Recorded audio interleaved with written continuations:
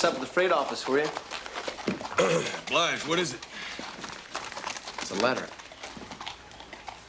I can see that. What's it say? From Arthur Harrington in Boston. Says he's coming to Bordertown. Did you send for him? Mm-hmm. Why? I owe his uncle. John Harrington died of a heart attack. I know he was your friend, but you don't owe him anything. I just don't want to see his place go to the wrong people. You told me that ranch was mine! You should remember patience, Mr. Walker. I have been patient, Mr. Gilbert. You guaranteed me first option to purchase that ranch. And I had made arrangements for the sale to take place. But this is a new will. John Harrington's nephew was not mentioned in any of the others. He lives in Boston. He will sell.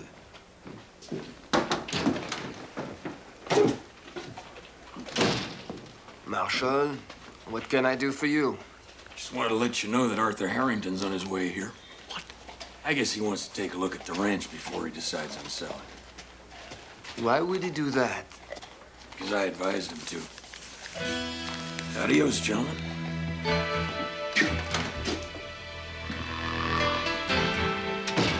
Don't worry, Mr. Walker. This nephew will be on the first stage back east. He had better be, Mr. Gilbert.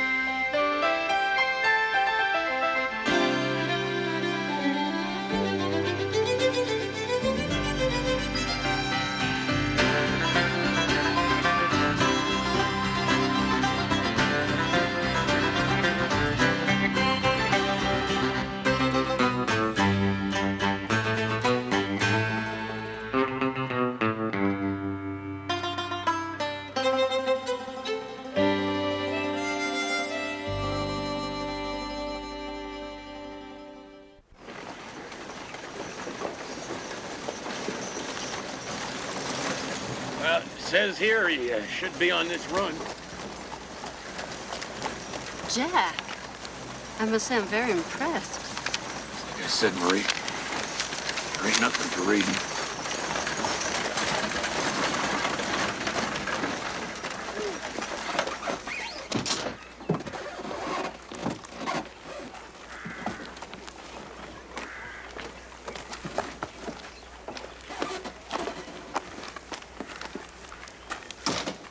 Jack Craddock. You Arthur Harrington? I am. Pleasure to meet you, Marshal Craddock. Well, it's mighty fine to meet you, too. Did you have a good trip? Until yesterday. And the horses were fed, but we weren't. Is it possible to get a decent meal in that establishment? Well, Mr. Harrington, I'm sure it's not what you're accustomed to back in Boston, but we like it. Ah, the Mountie. I'll take that on advisement. Mrs. Dumont. Yes. How did you know? If you'll do me the pleasure of dining with me, I'll tell you. There's something I'd like to discuss with you. Yes, of course. It was a heart attack? I'm almost positive. It's funny.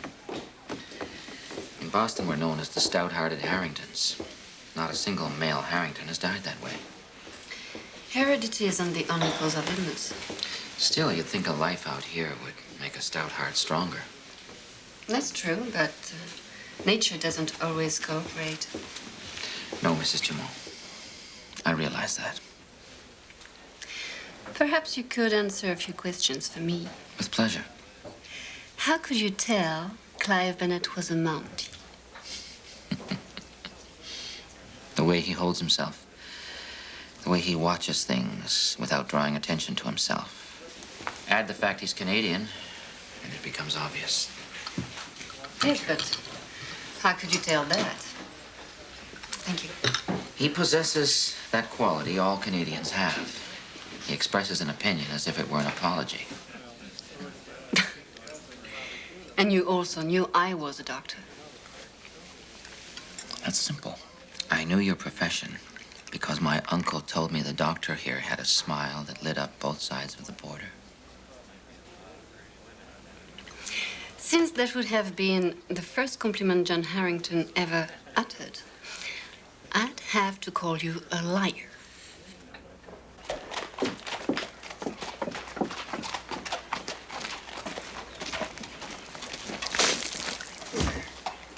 No need to worry his nephew over nothing.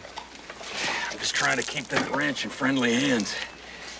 You know, Walker and his bunch ain't exactly good news, you know what I mean? So you drag that Easterner out here because you don't like the Ranchers Association? It's more than simply not like it. Them people have a way of tearing up a town. You should know that, Bennett. I've seen it here before. Are you? Loaded up your supplies, Arthur. Thank you, Jack. I'm already in your debt. Don't mention it. Come on, let's go.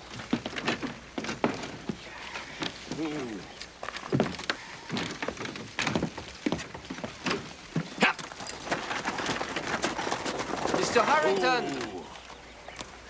Let me introduce myself. I know who you are, Mr. Gilbert. I observed your interest in me when I arrived. This gentleman is interested in buying your uncle's ranch. May I present him to you? Why should I meet a man who wants to buy something that is not for sale? Yeah, get up.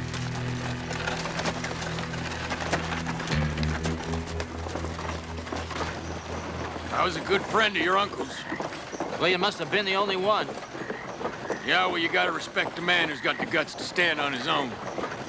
Ranchers Association pressed him to sell out for a solid year. I know. He wrote me about it. I think he'd like to see his spread stay in the family. I told Gilbert it wasn't for sale. You planning on staying here? I might. Although being so close to all those oatmeal savages doesn't appeal to me. Oatmeal savages. Canadians.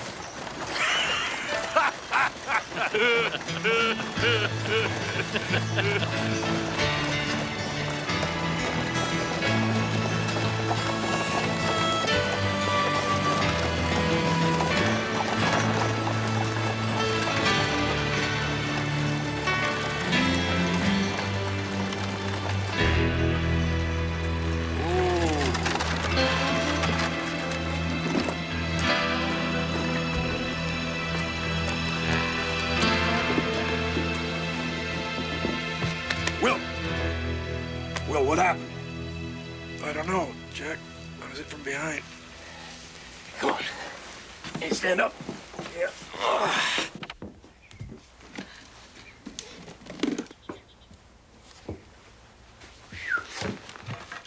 I remember your uncle saying you was a writer, but all them books, they yours? Fortunately not. This is my reading. A writer turns over an entire library for a single book. You know, you should have a look at this writer, Marshall. Edgar Allan Poe. He writes about crime. Oh, I don't think I could manage it, really. You know, Jack, since I'm here for a spell, I wonder if you could give me a little help with firearms. I could use your expertise.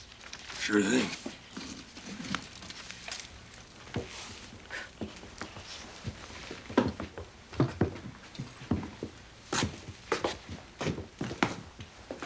What in tarnation is that? This is the tool of my trade. A Remington. A Remington? No wonder you need some practice. You should be using a Winchester. There is another matter where I could use your expertise. I need you to help me to find the man who killed my uncle.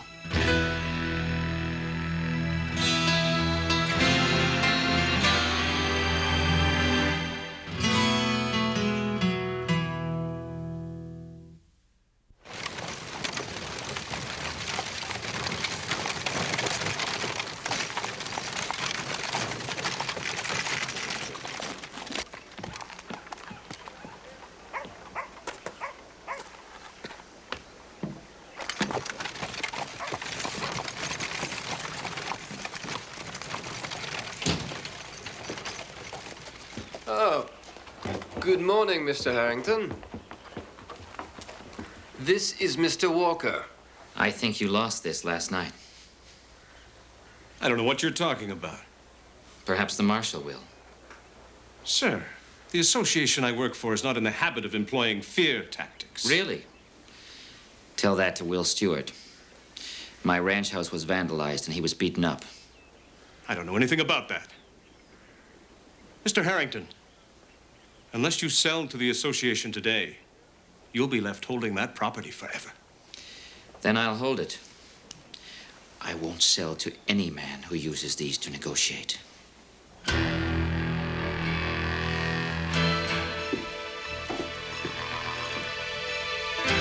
a fool. You think that I... Who else would be stupid enough to think he could scare a Harrington with a bullet?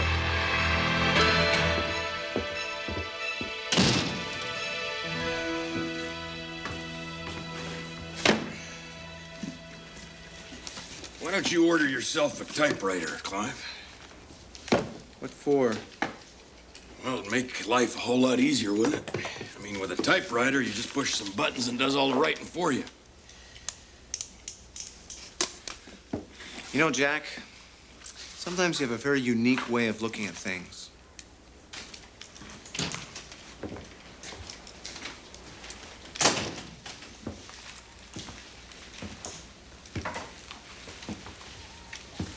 Good morning. Arthur? Good morning. Was Walker here when my uncle was killed? What do you mean was killed? Corporal, this is American business. I don't know why Americans always believe that a death is the result of a murder. While you two amateur Pinkertons are grasping at straws, I'm going to deliver the mail.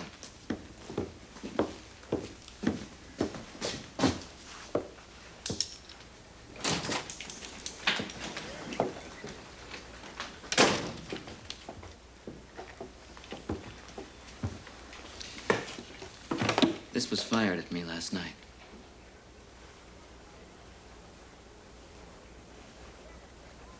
Do you think I'm grasping at straws? You might need this. Nice shot. I think you got a knack for this. Show me how to shoot off the draw, Jack. Sure, as soon as you show me how to write a novel. Good point, Jack. Go on, try another one.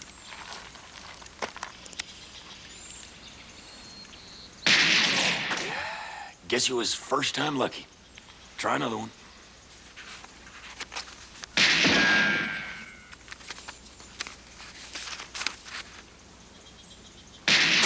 Now just hold on there, partner. How come you got my name and Marie's in here?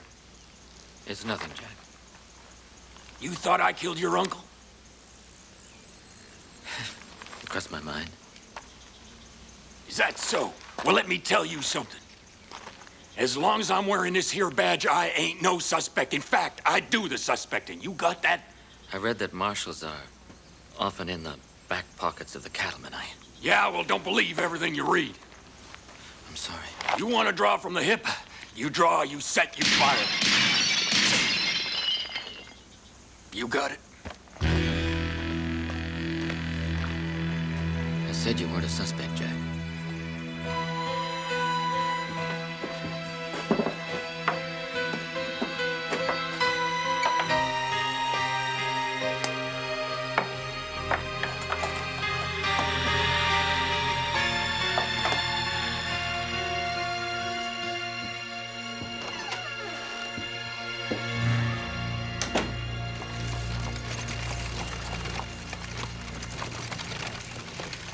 Maybe it was just a heart attack.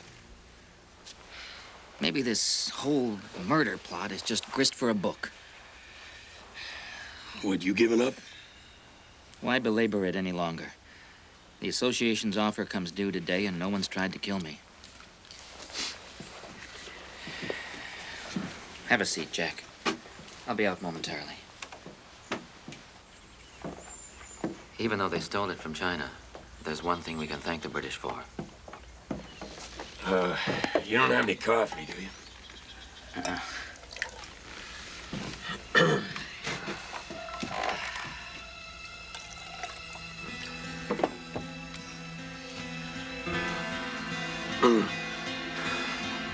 heart's running away with me. What's wrong, Jack? I don't know, but I wouldn't drink that if I was you.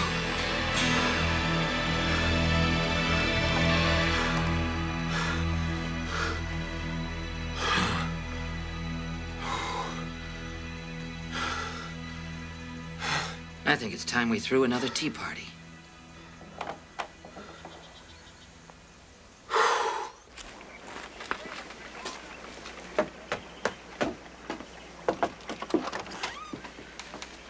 Come in, Mr. Walker. We've been waiting for you.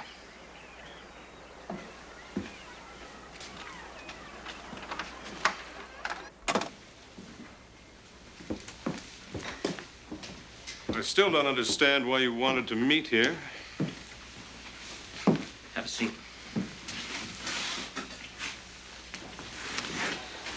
I've gathered you together because I have some news that concerns all of us. I've decided to sell. I hope I'm not too late, Mr. Walker. A wise decision, Mr. Harrington. Congratulations. I think this occasion calls for a drink. Anyone care to join me?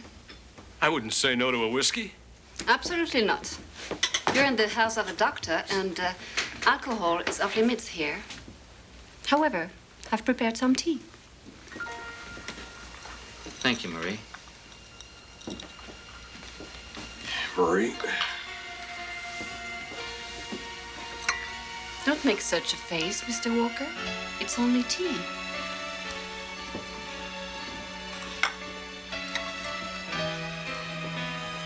Thank you.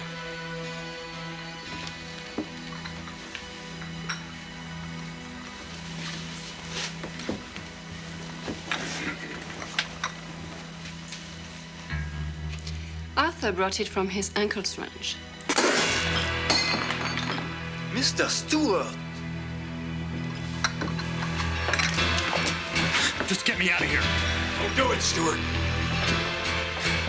Stuart! Marshal! Marshal! Get your hands off me! Now look, Stuart. Don't make it any worse than it already is. Just let him go. Let him go.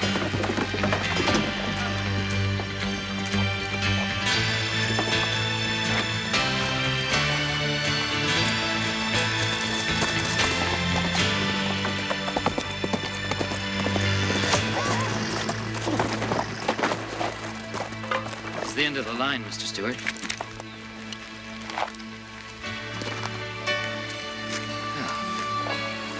I suppose now I'm going to have to teach you how to write a novel.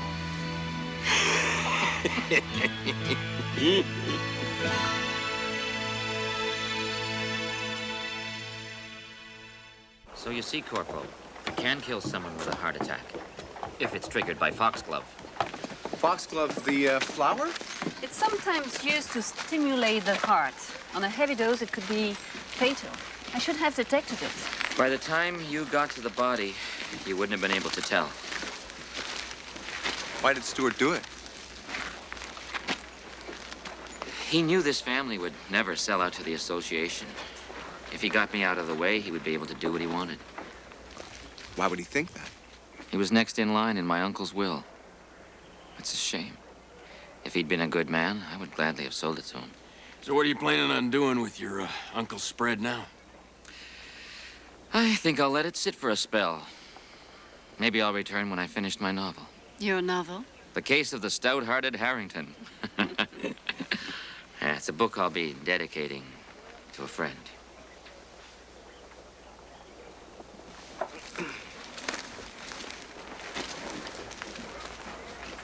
Mrs. Dumont, I have a confession.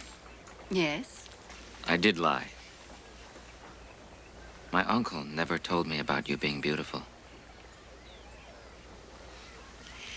Why, thank you, Mr. Harrington. Mr. Harrington. Have a safe trip. Arthur, I ain't really got much need for this one here, so I'd like you to accept it. If you're ever out this way again, I'd be proud to teach you how to use it right. Thank you, Jack. My pleasure.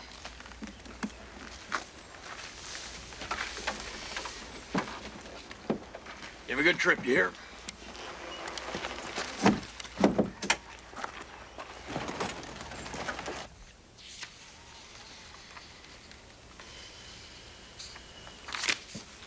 All right, say it. Say what? You were right and I was wrong. Why belabor the obvious, Clive? Who vandalized the ranch? Stewart, he faked it. And the shot? I think it was Gilbert. You see, if he could scare off Arthur, he stood to make his 15% off the sale. But I still ain't real sure about that part. You know, this whole revolting affair brings to mind this here story by Mr. Poe. They found this feller's killer because the dead man's heart wouldn't stop beating. We found John Harrington's because his did. Are you trying to say that you read this? A good part of it, yeah. I don't believe you. Suit yourself. Prove it.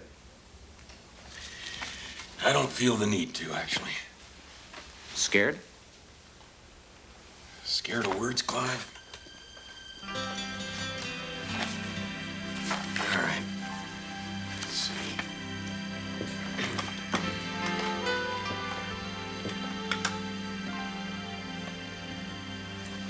I loved the old man. He had never wronged me. For his gold, I had no desire. I think it was his eye.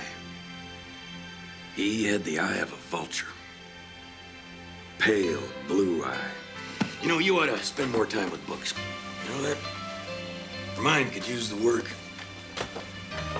He taught you that, didn't he? You can believe whatever you want, Clive. Right now, I got a hankering for dinner.